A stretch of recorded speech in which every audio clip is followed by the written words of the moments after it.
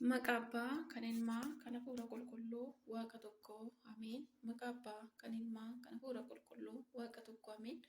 Maqaa Abbaa, kan Ilmaa, kan Hafuura Qulqulluu, Waaqa tokkotti ni amanna, Ameen. Nagaa faraarri jaalalli Kiristoos isiniif haa baay'atu. Maatii Waaqayyoo akkam jirtu? Akka bi'uu nageessanii, nagaa keessanii, nagaa kootii galata Waaqayyoo.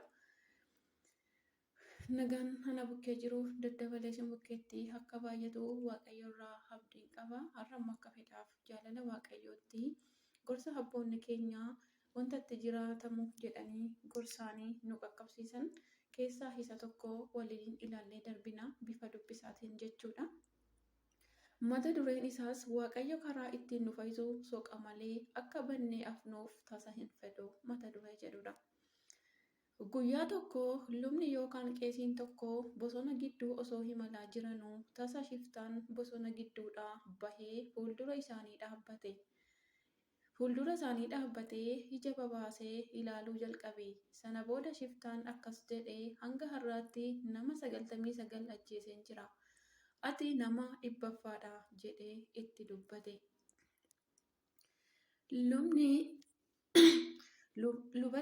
Lubichis itti dubbate. Lubichis ani qophaa'aadha du'uuf, garuu mee dura maaloo bishaan naaf laadhu jedhee kadhate. Sana booda shiftaan suni bishaan fidee fi kennee fi erga xumuree booda akka tasaa ta'ee battaluma sanatti lafa dha'ee du'e. Kana booda ergamoonni ifaa lubbuu kanaa kabajaan fuudhanii gara samii ol baasanii. Ergamoonni dukkanaa ammoo lubbuun kun nu bira jedhanii himata jalqabanii. Sana booda abbaan murtii akkasitti murteesse. Lubbuun kun lubbuu 99 balleessitee jirti, garuu ajaja Waaqayyoo raawwattee jirti.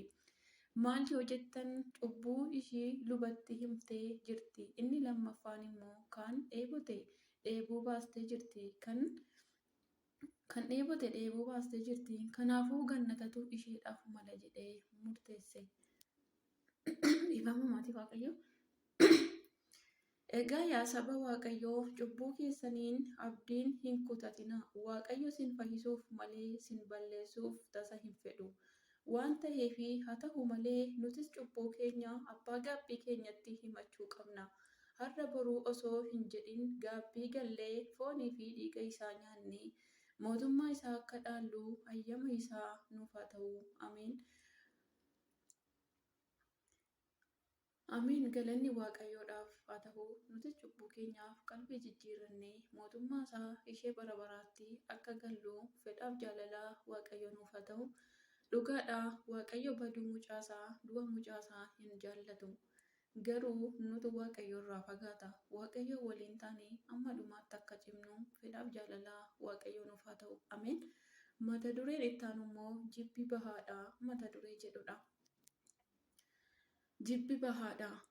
Mana barnootaa tokko keessatti barsiistuun saayikooloojii barattoota ishee fi assaayimentii kennuu barbaadde. Barattoonni ishee hundi dinnicha akka fidan ajajje. Erga isaan dinnicha jedhame kana fidanii booda maqaa namoota jibbanii dinnicha sana irratti akka barreessan ajajje.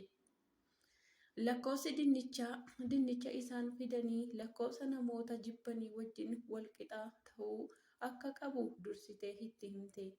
Guyyaa lammataa barattoonni ishee biyyanumaa namoota jibbaniin inni kaan 3, inni kaan 5, inni kaan ammoo 8 maqaa namoota jibbanii irratti barreessanii fidanii.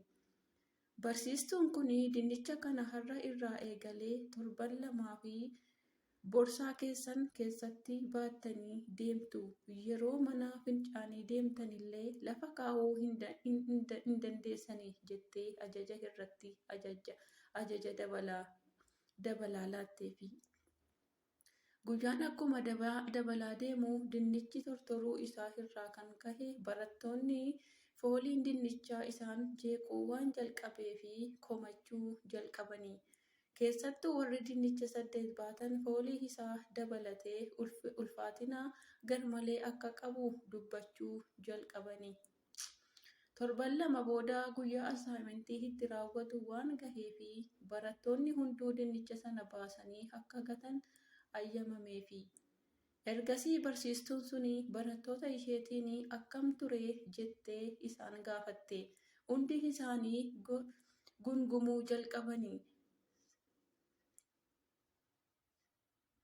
Sebesiiniifis fooliin isaa baay'ee hamaadha, baay'ee jibbisiisaadha, akkan nutti ajaahe jedhanii deebisaniifi. Barsiistuun suni argitanii jibbaan isin garaa keessan keessatti qabattanii deemtanis kana fakkaata. Jibbi summii nama ajjeesudha. Bakka deemtu hundatti si waliin deemee si jeeqa. Nagaa siif hin kennu. Torban lamaa fi foolii dinnicha tortoree obsuu hin dandeenye mee yaada umurii keessan guutuu garaa jibbaa baattanii gaafa waliin jiraattan hangam inni isinitti ajaahu hubattanii ture isaaniin jette jedhama. Nama meeqa jibbaa jirra?